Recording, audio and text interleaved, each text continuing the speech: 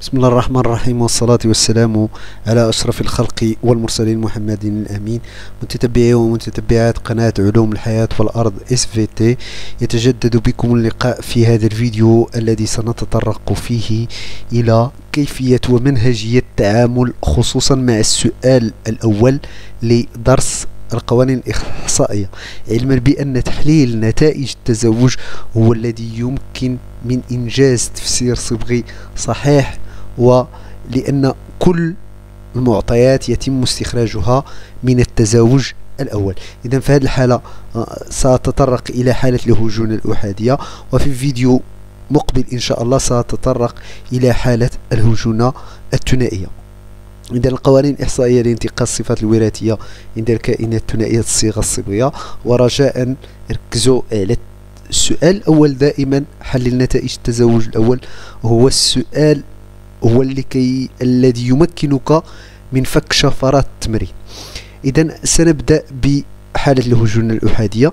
إذا وجدنا لكم هذا الفيديو فيه بعض القواعد، وهناك ويوجد فيه أيضا تطبيق لهذه القواعد، ونتمنى أن ينال إعجابكم.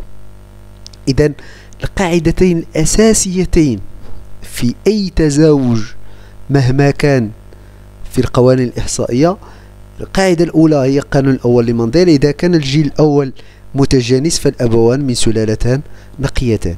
والقاعدة الثانية هي عكس القانون الأول لمنديل: إذا كان الجيل الأول غير متجانس فالأبوان أو أحدهما من سلالة غير نقية. لكن ممكن نخرج ليه قانون أو الثالث. القانون الثالث هو: إذا كان الأبوان من سلالة نقية والجيل الأول غير متجانس فالمورثة مرتبطة بالجنس. نعيد: إذا كان الجيل الأول متجانس الأبوان من سلالتين نقيتين. إذا كان الجيل الأول غير متجانس فالأبوان أو أحدهما من سلالة غير نقية. والتزاوج الثالث: إلى عندي معطى بأن الأبوان من سلالة نقية ضمن معطيات التمرين، وعندي الجيل الأول غير متجانس فالمورثة مرتبطة بالجنس. وهذا القانون غنشوفوه من بعد. إذا غنركزوا على هاد جوج قوانين: الجيل الأول متجانس الأبوان من سلالتين نقيتين، الجيل الأول غير متجانس الأبوان أو أحدهما من سلالة غير نقية. إذا سنبدأ على بركة الله، سنبدأ بحالة السيادة التامة. إذا في حالة السيادة التامة دائما الجيل الأول يحمل مظهر أحد الأبوين، والحليل المسؤول عن المظهر الذي يحمله أفراد الجيل F1 هو السائد، والحليل المسؤول عن المظهر الأبوي الآخر هو المتنحي. ودائما عندما يعطي أي تزاوج نسب 25% 75%، فإن الأمر يتعلق بالسيادة التامة والأبوين هجناء. إذا السيادة التامة هذه هي التمثيل ديالها: عندنا زهور حمراء وزهور بيضاء، والجيل F1 يحمل كله مظهر الزهور الحمراء. سنحاول الآن دراسة التطبيق. إذا عندي في التزاوج الأول نزاوج ما بين سلالتين، الأولى ذات ثمار كروية والثانية ذات مظهر بيضاوي، فحصلنا على جيل الأول كله بثمار كروية. حلل نتائج هذا التزاوج. إذا كتحليل: الجيل F1 كما نقول دائما متجانس، وبالتالي فالأبوان من سلالتين نقيتين. النقطة الثانية: الجيل F1 يحمل مظهر أحد الأبوين، وبالتالي لأن يوجد أب لديه ثمار كروية وأب ثاني له مظهر بيضاوي، إذا الجيل F1 يحمل مظهر الأبوين. أوتوماتيكيا الأمر يتعلق بالسيادة التامة. والحليل المسؤول عن الثمار الكروية هو السائد، بينما الحليل المسؤول عن الثمار البيضاوية هو المتنحي. إذا هذا هو التحليل ديال التزاوج الأول. التزاوج الثاني أعطى تزاوج ما بين سلالتين من نبات ذات زهور حمراء. إذا زوجنا ما بين فردين من سلالة نبات ذو زهور حمراء، فحصلنا على النتائج التالية: 24 نبتة بزهور بيضاء و76 نبتة بزهور حمراء. إذا الجيل الأول غير متجانس، إذا الأبوان من سلالتين غير نقيتين.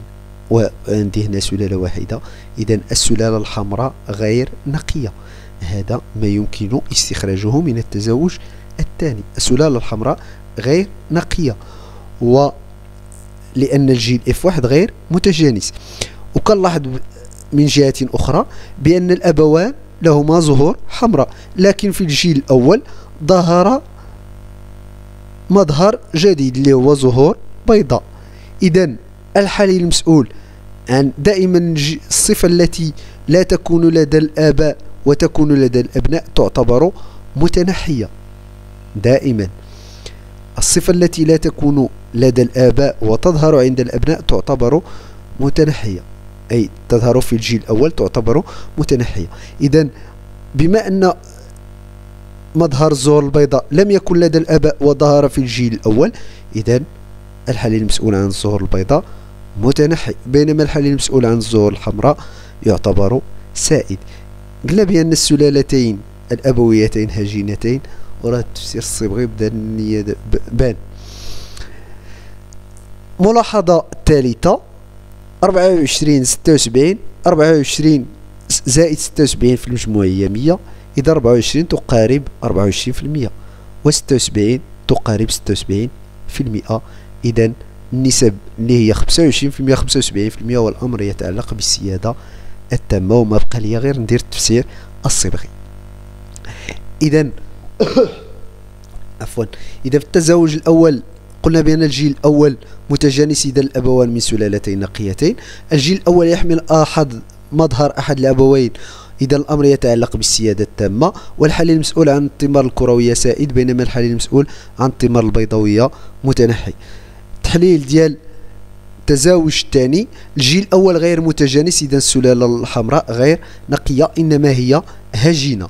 نلاحظ ظهور مظهر الزهور البيضاء في الجيل الأول رغم غيابه عند الأبوين، وبالتالي فالحليل المسؤول عن مظهر الزهور البيضاء يعتبر متنحي، بينما الحليل المسؤول عن الزهور الحمراء يعتبر سائد. النسب 25% و 75% مميزة للجيل الثاني في حالة السيادة التامة. إذا راه بان ليا تصحيح التمرين، ممكن نتوما ديروا تفسير الصبغي. إذا الحالة الثانية اللي هي حالة السيادة المشتركة: دائما عندما يكون لدي مظهرين ومظهر وسيط مباشرة السيادة المشتركة. أستخلص بأن الأمر يتعلق بالسيادة المشتركة، فيما كان عندي مظهر وسيط فهناك سيادة مشتركة. إذا عندما يحمل الجيل الأول مظهر وسيط ما بين مظهري الأبوين فالأمر أوتوماتيكيا يتعلق بالسيادة المشتركة ما بين حليلي المورثتين. وعندما تكون نسب الجيل الثاني 25% 25% 75 50% عفوا، إذا صحوها 25 25 50، فالأمر يتعلق بالسيادة المشتركة. 50% دائما تكون للمظهر الوسيط، و50 25% 25% لكلا المظهرين الأبويين. إذا كتطبيق تنديرو تطبيق. التزاوج الأول زوجنا ما بين سلالتين من الكلاب، الأولى ذات ديل طويل والثانية بدون ديل، فحصلنا على جيل أول مكون من كلاب بديل قصير. إذا لاحظنا دائما كنمشي للجيل F1. أولا نلاحظ بأنه متجانس إذا الأبوان من سلالتين نقيتين. نلاحظ بأن الديل القصير لا يوجد لدى الأبوين، وبالتالي فهو مظهر وسيط ما بين مظهري الأبوين، إذا الأمر يتعلق بالسيادة المشتركة، وبالتالي حللت نتائج التزاوج. بينما في التزاوج الثاني زوجنا ما بين سلالتين من الزهور الوردية، فحصلنا على 50% زهور وردية و 25% زهور 50% زهور وردية، 25% زهور بيضاء، و 25 زهور حمراء. إذا ظهر لدي حليلين: الحليل المسؤول عن اللون الأبيض والحليل المسؤول عن لون المظهر. في هذه الحالة ظهر حليلين. وإذا لاحظت بأن هذا المظهرين اللذين ظهر في الجيل الأول، في الجيل الأول ديال هذا التزاوج الثاني، البيضاء والحمراء، هما مظهرين مختلفين، ومظهر الأبوين يعتبر مظهرا وسيط، أي أن الزهور الوردية هي حالة وسيطة ما بين البيضاء والحمراء. إذا الأمر يتعلق بالسيادة المشتركة. وعندي 25 25 50، إذا هذه نسب ديال الجيل الثاني من السيادة المشتركة.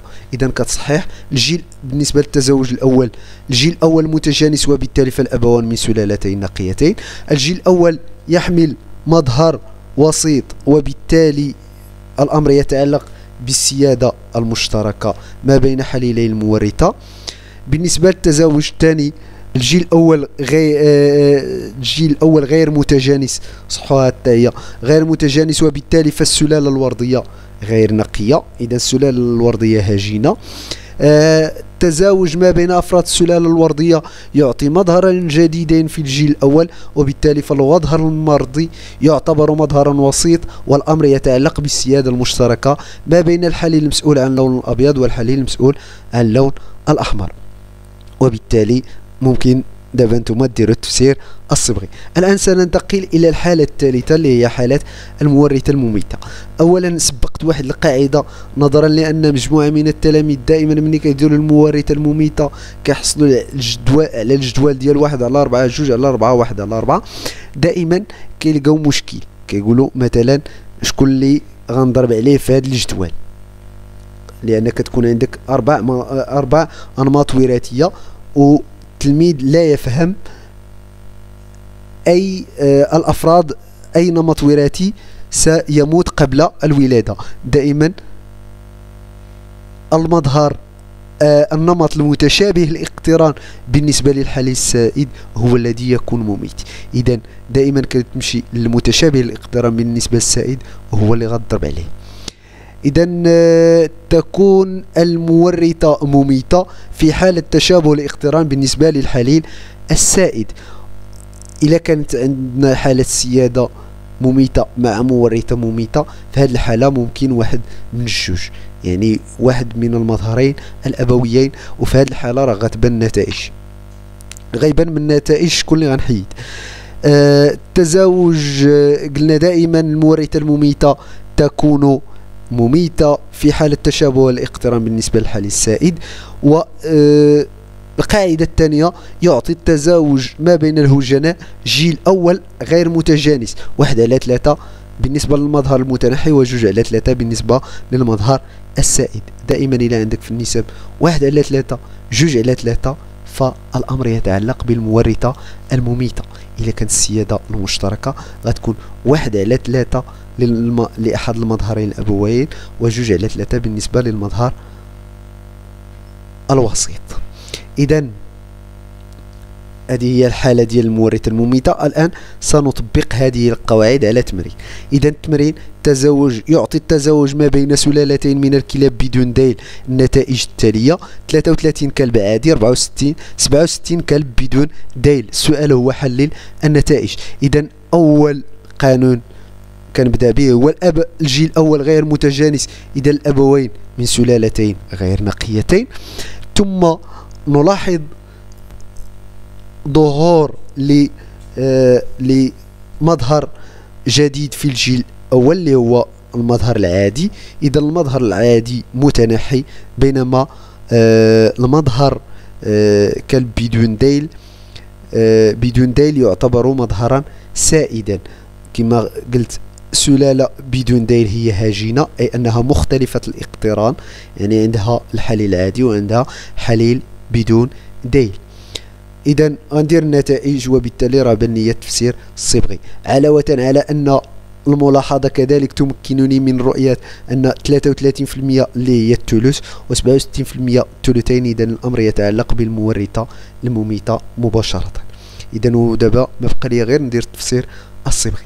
إذا بما أن الجيل الأول غير متجانس وبالتالي فالسلالة بدون ديل غير نقية، نلاحظ ظهور المظهر العادي في الجيل F1 رغم غيابه عند الآباء، وبالتالي فالحليل المسؤول عن المظهر العادي متنحي، بينما الحليل المسؤول عن المظهر بدون ديل سائد.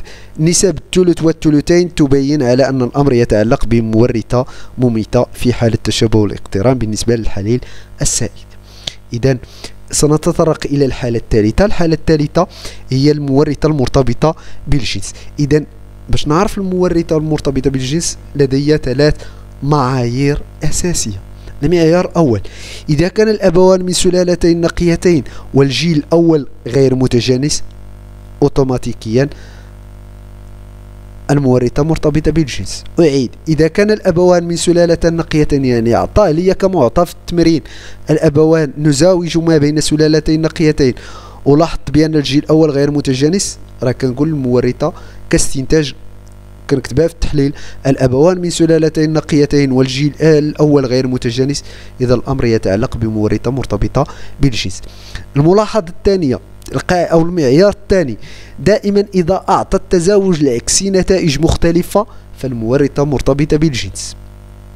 اش كنقصدو بالتزاوج العكسي؟ مثلا التزاوج الأول ما بين ذكر بعيون حمراء وأنثى بعيون بيضاء، التزاوج العكسي ديالو هو أن أعطي مظهر الذكر للأنثى ومظهر الأنثى للذكر. يعني قلت عيون حمراء ذكر ذو عيون حمراء في التزاوج الأول، الذكر غيكون في التزاوج الثاني مظهر عيون بيضاء، بينما الأنثى ستكون هي عيون حمراء. إذا هذا هو التزاوج العكسي. فيما أعطى لي التزاوج العكسي نتائج مختلفة فالأمر يتعلق بمورثة مرتبطة بالجنس. والقاعدة الثالثة: فيما كان اختلاف ما بين الذكور والإناث في الصفة فالأمر يتعلق بمورثة مرتبطة بالجنس. وممكن نكتبها في التحليل: نلاحظ اختلاف ما بين الذكور والإناث في المظهر وبالتالي فالمورثة مرتبطة بالجنس. وكيفاش كنعرفوا الحليل السائد في حالة المورثة المرتبطة بالجنس؟ لأن كيكون عندي اختلاف في المظهر ما بين الذكور والإناث، دائما اتجه نحو الإناث، لأن الإناث هن اللواتي يكون مختلفات الاقتران، وبالتالي دائما المظهر الذي تحمله الأنثى هو الذي يعتبر سائدا. إذا سنحاول تطبيق هذه القواعد على هذا التزاوج الآتي. إذا التزاوج هو على الشكل التالي: نزاوج ما بين سلالتين نقيتين ذكر ذو عيون حمراء وأنثى ذات عيون بيضاء، فحصلنا على ما يلي. إذا ذكور بعيون بيضاء وإناث بعيون حمراء. إذا أول ملاحظة: الأبوان من سلالتين نقيتين، وهي معطى في التمرين، والجيل الأول غير متجانس، إذا المورثة مرتبطة بالجنس. الأولى خرجتها. الثانية: كيف سأحدد الآن الحليل السائد والمتنحي؟ قلت بأنني دائما أتجه نحو الإناث إذا كان هناك اختلاف ما بين الذكور والإناث في الصفة. إذا الإناث يحملن مظهر العيون الحمراء، إذا الحليل المسؤول عن العيون الحمراء سائد، بينما الحليل المسؤول عن العيون البيضاء يعتبر متنحي. إذا هذا هو التصحيح: بما أن الأبوان من سلالتين نقيتين والجيل الأول غير متجانس فالمورثة مرتبطة بالجنس. نلاحظ أن هناك اختلاف ما بين الذكور والإناث في الصفة، إذ أن الإناث يحملن مظهر العيون الحمراء بينما الذكور يحملون مظهر العيون البيضاء، وبالتالي فالمورثة مرتبطة بالجنس والحليل المسؤول عن مظهر العيون الحمراء سائد. وبهذا نكون قد أنهينا هذه الحلقة، ونستودعكم الله إلى حلقات أخرى إن شاء الله، وتقبلوا تحياتي واحتراماتي ومتمنياتي لكم إن شاء الله بالنجاح.